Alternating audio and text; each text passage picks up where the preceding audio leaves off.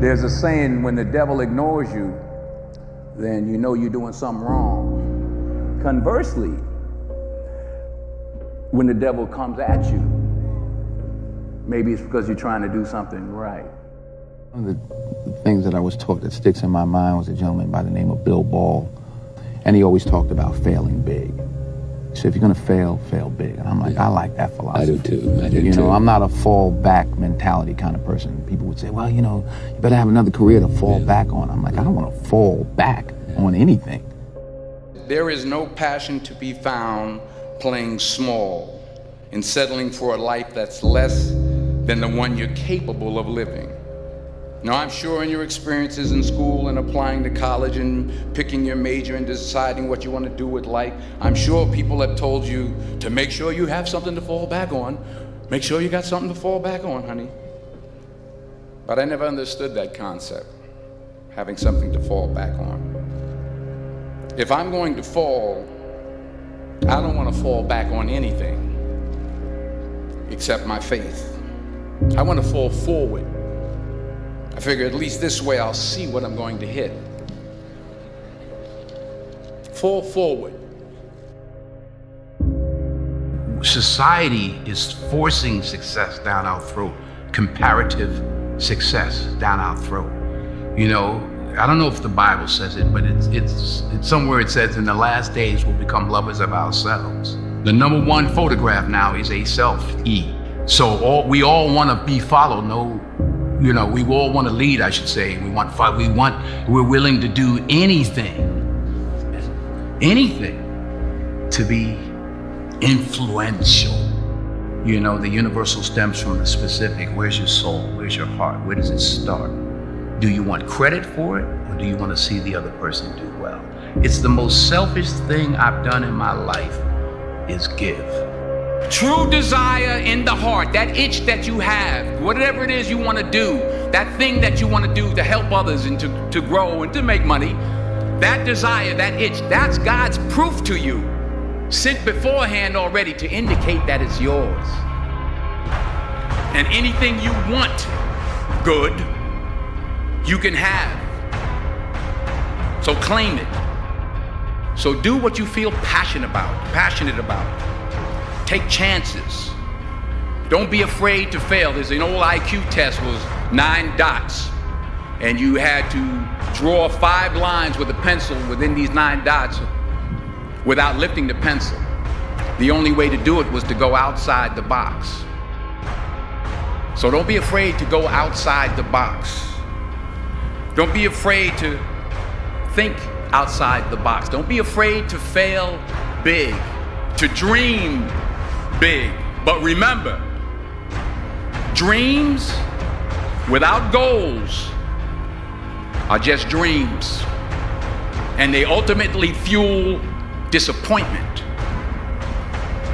So have dreams, but have goals. You know, but fame is a monster, you know, and we all have these ladders of battles, roads we have to walk in our given lives. Be you famous or whoever's out there listening, we all have our individual challenges. Fame just magnifies the problems and the opportunities. I never looked at things as problems. I look at them as opportunities. Maybe that's something I can say. You know, someone, well, she did this, and well, what an opportunity you had to make a difference. Because you never know who's watching. Imagine you're on your deathbed, and standing around your deathbed are the ghosts representing your unfulfilled potential. The ghost of the ideas you never acted on. The ghost of the talents you didn't use. And they're standing around your bed, angry, disappointed, and upset. They say, we came to you because you could have brought us to life, they say. And now we have to go to the grave together. So I ask you today, how many ghosts are going to be around your bed when your time comes?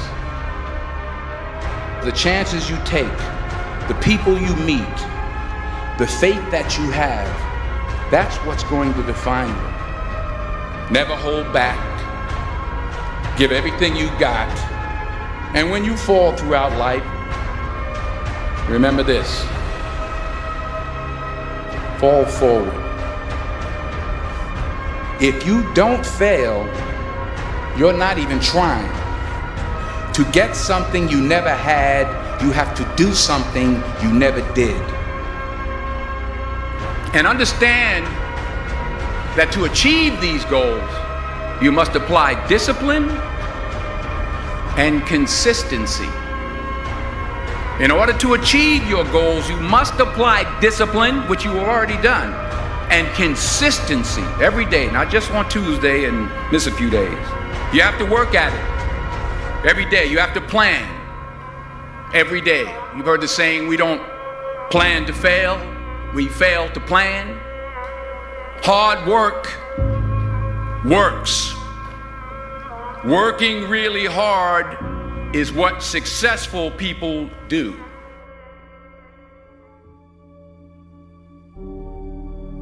"40 years ago, March 27th, 1975, it was 40 years ago, I was flunking out of college. I had a 1.7 grade point average. I was sitting in my mother's beauty shop, and I'm looking in the mirror, and I see behind me this woman under the dryer. And every time I looked up, she was looking at me, just looking me in the eye. And I didn't know who she was, and I said, she said, "Somebody give me a pen, give me a pencil, I have a prophecy."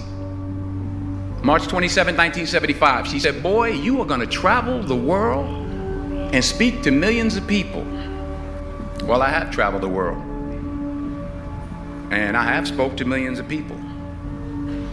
But that's not the most important thing, the success that I had. The most important thing is that what she taught me and what she told me that day has stayed with me since. I've kept God in my life, and it's kept me humble. I didn't always stick with him, but he always stuck with me. So stick with him in everything you do. If you think you want to do what you think I've done, then do what I've done. So you got to get out there. You got to give it everything you got, whether it's your time, your talent, your prayers, or your treasures. Because remember this: you will never see a U-Haul behind a hearse. You will never see a U-Haul behind a hearse.